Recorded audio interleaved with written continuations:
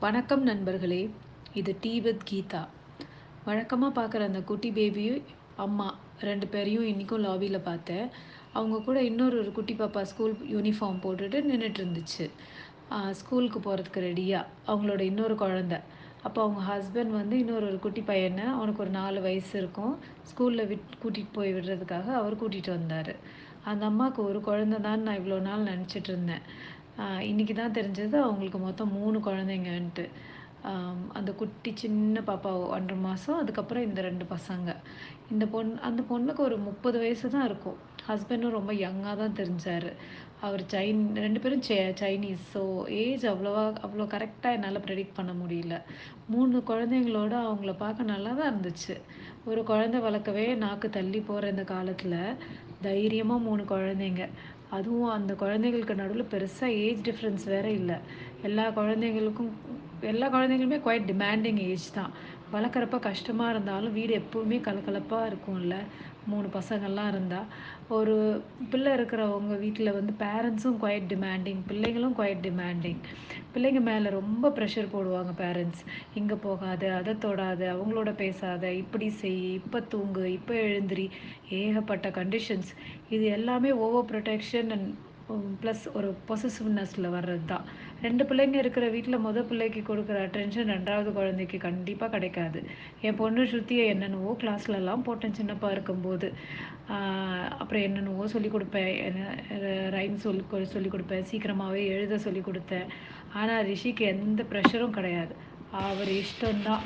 தானாவே கத்துக்கிட்டு அவராவே வளர்ந்தாரு. இப்போ எல்லாம் இல்ல. எத்தனை பிள்ளைங்க இருந்தாலும் அவங்க ஃபோன், கம்ப்யூட்டர்ல தான் டைம் ஸ்பெண்ட் பண்றாங்க. பட் அட்லீஸ்ட் கொஞ்சம் வீட்ல வந்து ஒரு சண்டை, சச்சரவு, சிரிப்பு, விளையாட்டுன்னு இருக்கும் இல்லையா? ஒரு சத்தம் இருக்கும். ஒரு புள்ள இருந்தா வந்து நிசப்தம் தான் வீட்ல. ஸ்ருதி வந்து காலேஜ் போன அப்புறம் எங்க வீட்ல வந்து ஒரு சத்தமும் கிடையாது. அப்படியே அமைதியா இருக்கும் வீடே. அவ லீவுக்கு வந்தா தான் வீடு கலகலப்பா இருக்கும். அதுவும் பொம்பள பிள்ளைன்னா கேட்கவே வேண்டாம். ஏதாச்சும் ஒரு சத்தம், ஒரு சண்டை, ஒரு நல்ல ஒரு அ இல்லன்னு வச்சுக்கோங்களேன், அப்படியே மியூசியம் மாதிரி இருக்கும். அவங்கவங்க அவங்க வேலைய பார்த்துட்டு இருப்போம். 3, 4 பிள்ளைங்க வீட்ல இருந்தா நல்லாருக்கும். ரொம்ப நல்லாருக்கும். அப்படியே அந்த சத்தத்துல இருக்கிறதுக்கு. இன்னைக்கு அந்த அம்மாவையும், அவங்க 3 குழந்தைங்களையும் பார்த்தப்புறம்ல, எனக்கு இப்படியெல்லாம் தோணுச்சு. ந நெறைய பசங்க இருந்தா எப்படியெல்லாம் இருக்கும் அந்த வீடுன்ட்டு. ஆம். நான் வந்து சின்னதா இருக்கும்போது, எங்க வீட்டுக்கு எதிர்த்த வீட்ல வந்துட்டு என்னோட ஃப்ரெண்டு வீடு, பானுன்னு சொல்லிட்டு, அவங்க வீட்ல நெறைய பசங்க. அவங்க பெரியப்பா பசங்களும் இருப்பாங்க வேற. ஸோ நானும் என் தங்கையும் தான். ஸோ இங்க எங்க வீட்ல விளையாடுறதுக்கு எங்க 2 பேருக்கும் போர் அடிக்கும். அதனால முக்காவாசி நேரம் அவங்க வீட்ல தான் நான் விளையாடுவேன். எங்க அப்பா வந்து சொல்லுவாங்க, "வேணா நான் சாப்பாடு வேணா குடுத்து அனுப்பிட்டுமாம்மா, நீங்க அங்கேயே இருந்துடுறீங்களா உங்க வீட்லயேன்னு." ஏன்னா நெறைய பசங்க இருக்கிறப்ப ஜாலியா இருக்கும் அவங்க கூடலாம் சேர்ந்து விளையாடுறதுக்கு. அப்புறம் வந்துட்டு முன்னாடியெல்லாம் வீட்டுக்கு 2 பிள்ளைங்க இருந்தாங்க. இப்போ என்னன்னா அப்புறம் வந்து அது நாம் இருவர், நமக்கு ஒருவர் ஆச்சு. இப்போ என்னன்னா, நாம் இருவர், நமக்கு ஏன் இன்னொருவர் அப்படிங்கிறாங்க. If you have children it is unnecessary commitment and எக்ஸ்பெண்டிச்சர்ன்னு சொல்றாங்க. இந்த காலத்து பசங்கள்லாம். பிள்ளைங்கன்னா லயபிலிட்டியாம். ஜாலியா சம்பாதிச்சுட்டு, செலவு செஞ்சுட்டு, ஜாலியா இருக்கணும்னு விருப்பப்படுறாங்க. ஆனா வயசு ஆக ஆக தெரியும். அவங்களுக்கு அந்த வெறுமை இல்ல? கண்டிப்பா தெரியும். வீடு அப்படியே யாரும் இல்லாம 2 பேர் மட்டும் தனியா இருக்கிறது. இப்ப எங்க வீடே வந்து எம்ப்டி நெஸ்ட் ஆனதுக்கு அப்புறம் வந்துட்டு, அ அந்த வேக்யூம நான்லாம் ரொம்ப ஃபீல் பண்றேன். அ ஒரு ஒரு வேள கொஞ்சம் வருஷங்களாவே இது ஒரு கல்ச்சர் ஆயிடுச்சுன்னு வச்சுக்கோங்களேன் அவங்களுக்குலாம். பெருசா ஒண்ணும் அவங்களுக்கு யாருக்கும் ஒண்ணும் பெருசா குழந்தைங்க வேணும்லாம் தோணாது போல இருக்கு. ஒரு பிள்ளையா இருந்தா பாவம் அவங்களுக்கு தான் மட்டும் அ அவங்களுக்கு வந்து அப்பா, அம்மா நம்ம மட்டுமே பார்த்துக்கணுன்ற அந்த ப்ரெஷர் வேற. அதுவும் வந்து ஹஸ்பண்ட் அண்ட் ஒய்ஃப் 2 பேரும் அவங்கவங்க வீட்ல ஒரே புள்ளன்னா, 2 பேர் சைட்லேருந்து அப்பா, அம்மாவ பார்த்துக்கிறதுக்கு இன்னும் ப்ரெஷர் ஜாஸ்தி. இது மாரிலாம் யோசனை பண்ணேன். ஒரு பிள்ளை இருந்தா எப்படி இருக்கும்? 2 பிள்ளைங்க இருந்தா எப்படி இருக்கும்? நெறைய பிள்ளைங்க இருந்தா எப்படி இருக்கும்? அப்படின்னு சொல்லிட்டு ப்ரோஸ் அண்ட் கான்ஸ் எல்லாம் யோசிச்சுட்டு போறப்ப, எதுத்த மாதிரி ஒரு கப்பிள் வந்தாங்க. ஒரு ஓல்ட் கப்பிள். யூசுவலாவே அவங்கள நான் பார்ப்பேன். ஆ 2 பேரும் வந்து ரொம்ப ஷார்ட்டா தான் இருப்பாங்க.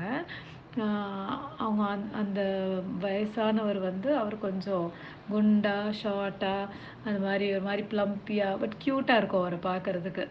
அந்த அம்மா வந்து முன்னாடி நடந்து போயிட்டுருந்தாங்க. அவரு பின்னாடி சமத்தா அவங்கள ஃபாலோ பண்ணிட்டு இருந்தாரு. அவரோட டீ ஷர்ட்ல இன்னைக்கு என்ன தெரியுமா? ஃப்ரைட் அப்படின்னு இருந்துச்சு. நான் நெனச்சேன், அ இவர வந்து நல்லா வறுத்தெடுத்து இந்த அம்மா வந்து காலையில எழுப்பி, நீங்கள் வாங்க வாக்கிங் போயே ஆகணும் அப்படின்னு சொல்லிட்டு வம்பு பண்ணி கூட்டிகிட்டு வந்திருப்பாங்க போல இருக்கு. அதனால தான் அவர் ஃப்ரைட் அப்படின்னு சொல்லிட்டு வறுபட்டு விட்டேன் அப்படின்றத வந்து சிம்பாலிக்காக காமிக்கிறதுக்கு அந்த டிஷர்ட்டை போட்டுட்டு வந்திருக்காரோ இல்லை வெயிலில் நல்லா வறுபட்டு வந்தாரோ அப்படின்னு தெரியல. பட் ஒய்ஃப் சொல்கிறதே வேத வாக்குன்ற மாதிரி அவங்க முன்னாடி போக இவர் அழகாக பின்னாடி போயிட்டு இருந்தார். பிடிச்சி போனாரா பிடிக்காமல் போனாரா வாக்கிங்ன்றது தெரியல. But he was compel to do maybe. So அப்புறம் நினச்சிட்டேன், ஐயோ நம்ம வீட்டில் போய் நம்ம ஆத்துக்காரரை எழுப்பி நம்மளும் வந்து வாக்கிங் போக சொல்லணுமே அப்படின்னு நினச்சிட்டு நான் அப்படியே வீட்டுக்கு வந்துட்டேன். See you all tomorrow.